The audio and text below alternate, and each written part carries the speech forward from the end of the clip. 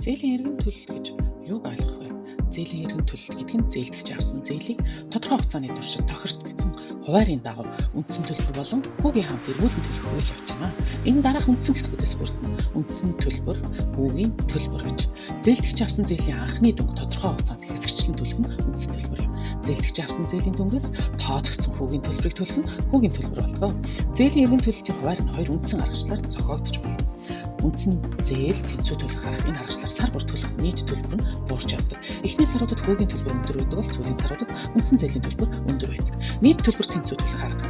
Энэ аргачлаар сар бүр төлөх нийт төлбөрийн дүн тэнцүү байна. Үндсэн зээл болон хүүгийн төлбөрийг сар бүр тэнцүү хэмжээгээр төлнө гэсэн үг юм. Зээлийн эргэн төлөлтийн хуваарийг зохиохдоо зээлдэгчийн санхүүгийн боломж, зээлийн нөхцлүүдийг харгалзан үздэг.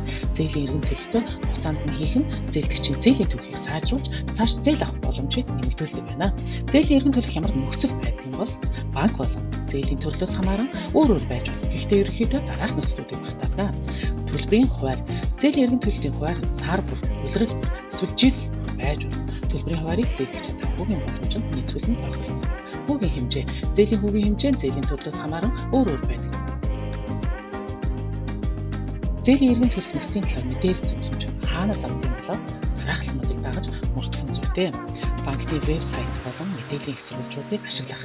Банкны албан ёсны вебсайт болон санхүүгийн зөвлөгөө өгдөг сайтуудаас зээлийн нөхцөлийн талаар мэдээлэл авч болно. Жишээлх юм бол мөнгө цэгийн сайтууд дээр зээлийн эргэн төлөлтийн хуваар зохиох, зээлийн хүүгийн тооцоолол хийх боломжтой байдаг.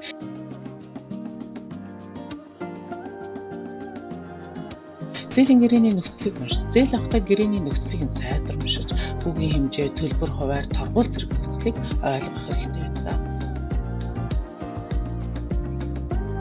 Банкны ажилтнаас зөвлөгөө авах. Банкны ажилтнтай уулзаж зээлийн нөхцөлийн талаар дэлгэрэнгүй мэдээлэл авах. Тэд таны асуултанд хариулж нөхцөлийг ойлгоход туслах болдог. Санхүүгийн нөхцөл зөвлөгтөө зөвлөлдөх. Хэрэв та зээлийн нөхцөлийг ойлгоход хүндрэлтэй байвал санхүүгийн зөвлөгөөс зөвлөгөө авах боломжтой.